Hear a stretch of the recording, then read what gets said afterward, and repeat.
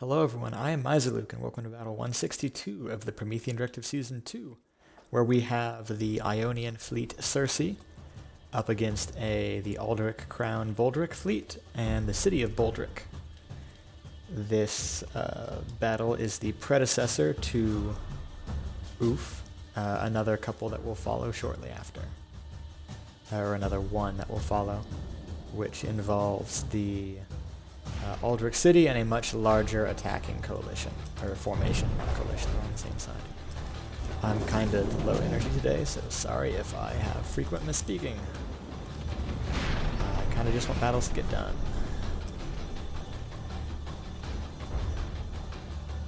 Oh my, looks like the shore fort is buddy-buddy with all of the torpedoes.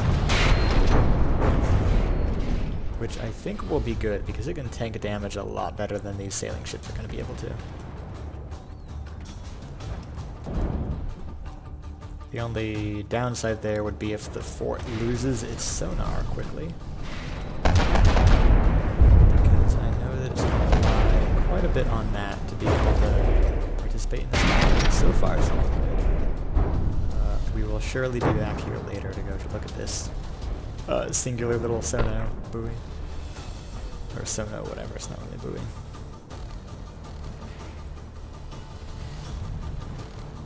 The surprise here is getting very close. But unfortunately it's rolling a little bit more than you'd want for fighting submarines that are on the high side of your ship. Oh, some torpedoes now going after the ships. Not most, but some are.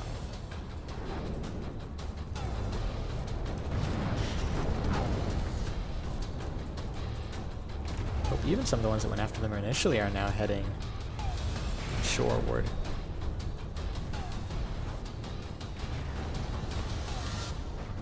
Now I know Ionia, or the Aldrich Crown, wanted to escape with this fleet, so if it survives long enough, and especially if it manages to get to a side where there's not as many subs, then I'll let it escape.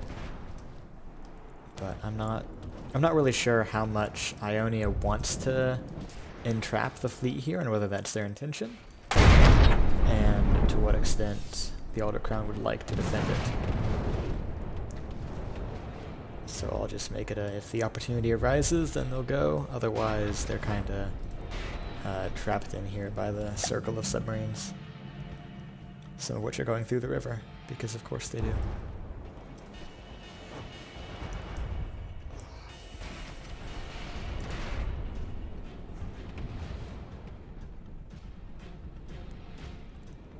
Okay, we do have CR in here today. If they are clearly in a bad state and can't escape, then they should. Gotcha. Well, we will see if these guys are able to break through over here. Or if they even try. Which they may not. Yeah, I think anything short of a, immediate retreat, these guys are not going to make it out. Although, I mean, subs are dying. Those are, I think, the 4th total to die. I could be wrong. It's kind of hard to count when there's 25 of them. But it's going to be very hard to escape a battle with a lot of torpedoes when all you've got are wooden sailing ships. Especially when some are struggling with roll issues. And maybe detection issues too, because that was very inaccurate.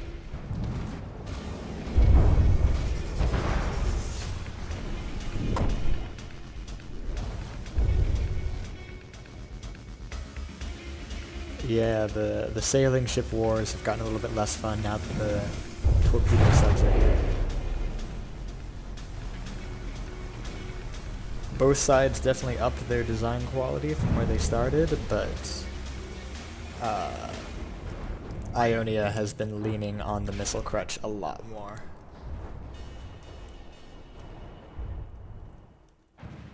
And by that I mean missiles, small things, underwater things, all of that.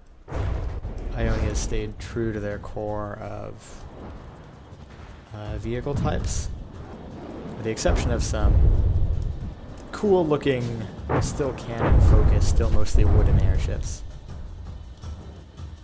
But Ionia has expanded in ways that the Elder Crown has not.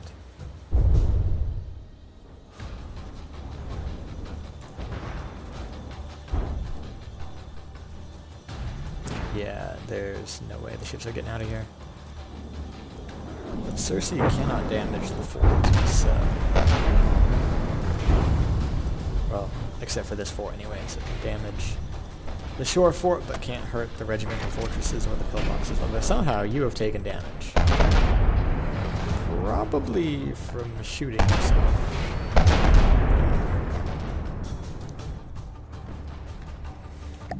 But now with everything that the subs can destroy gone from the battle, then I'm just going to despawn the subs and we'll move to part 2 of this battle. Thanks for watching this part. Time for part 2. The Ionian attackers have reached here.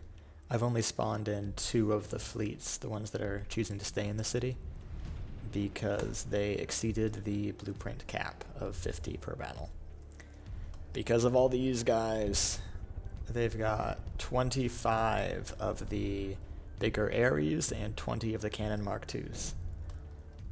And their air squadron is in complete disarray. We saw several biplanes eat it, and the carriers right now are looking less good. That is a big bite taken out of that flight deck and a big bite taken out of the front of that guy. But we'll see how they do.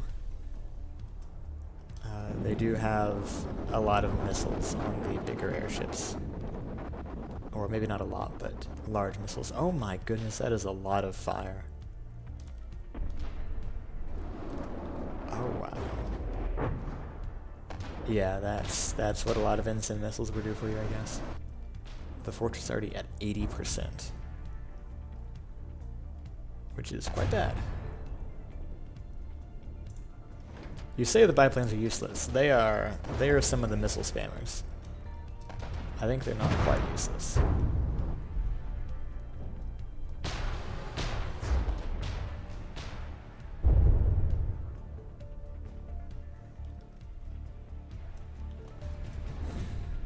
You know what's really not useless though? The water as the great defender of the Altar Crown. Always guaranteed to take at least half of any Ionian attacking fleet, for it hungers. Or maybe it thirsts. Like, why are they going this way? There's no one in this exact direction the way they're going. Like, there's that guy. But he's there. He's not over here. Where are you guys going? There's no one there. I don't know, man. The cannons, they know about where to look. Though they are churning up against each other, but like these guys, they're like wayward sea turtles. I think we've had that discussion before. Calling them sea turtles. They wish to go home. They know that the Ionian homeland is that way, and they just want to get back. Man, come on. The shore fort's taking a beating too. And we are finally seeing the Theornis drop some bombs. They've tried in previous battles, but rarely have they succeeded. Usually they either get shot down too soon, or don't reach the enemy before the enemy gets killed by other stuff, or they're fighting like airships.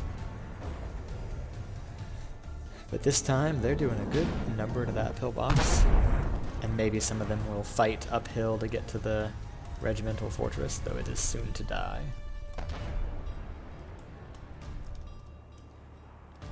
Yep, this was a big outcast doing what big outcasts tend to do, especially when you bring missiles. And I'm pretty sure the Aldrich Crown in this battle has like no functional AA. At least nothing that can hit a biplane reliably. So they're very much in trouble no matter what.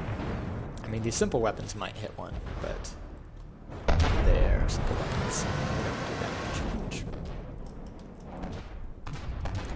Yep, the fortress is going down, leaving just the pillboxes and a soon-to-follow shore fort.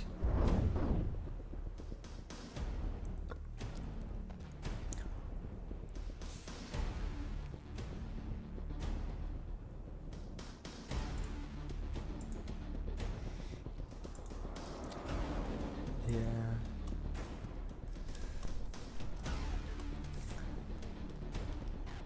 Now these guys are like, ooh, hey, a carrier. Can you carry us? We're tired of wheeling. We've been driving for so long. Can we please have a rest?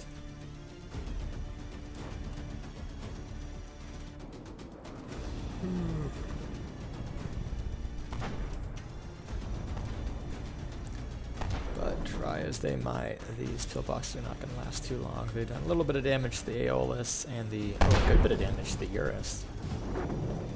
It's been taken the most by far. And it's the missile spammer. Oh, this thing's got 1, 2, 3, 4, 5. This thing's got like 10 large missiles. Okay, no wonder the thing caught fire that quickly at the beginning. And another dozen broadside mediums.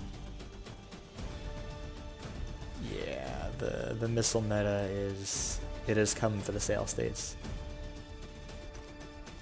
And it is too late for Ionia to adapt.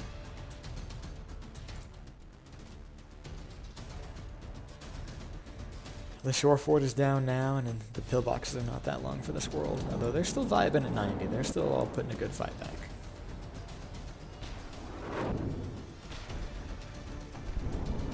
They're punching little holes in the Aeolus too here. If they're lucky, maybe they'll take out the main gun. I don't know if it's able to chain react though, and it looks fairly well protected.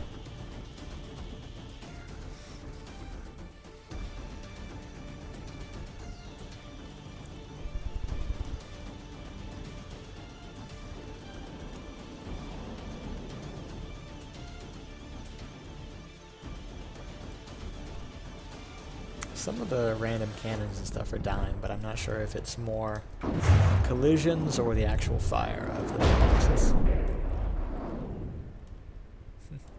That's funny, the flanking gun back here is still alive, but all the rest are dead. Because it's able to actually tank behind the rest of the fortress. And fire off its shots at the downed Theornis 2 over there. Or the Ares.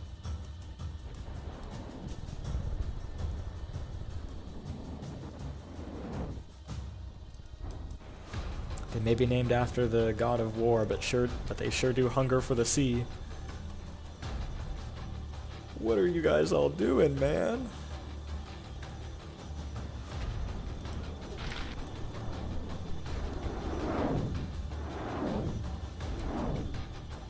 Oh, I misspoke earlier, seems like.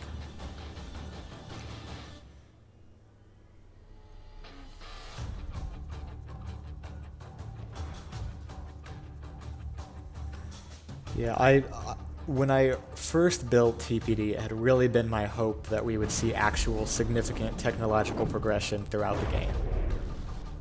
And that's what the tech tree was really designed to facilitate.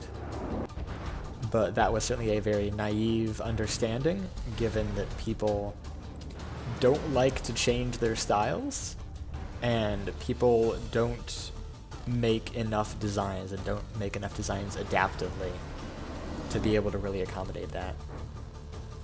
But yeah, Ionia and the Alternate Crown both have actively evolved, and it's been cool to see. Because they both started with full rosters of just like sailing ships, and then Ionia, I think, had the Theornis from the beginning, but they didn't deploy it until a bit later. Whereas the Alternate Crown were, yeah, all sailing ships, and then their cute little trains, and then they gradually evolved into like armored trains and flying sailing ships like those guys, and stuff like that. But Ionia kept evolving, and, well, they found the missile meta, and they've been less redeemable since.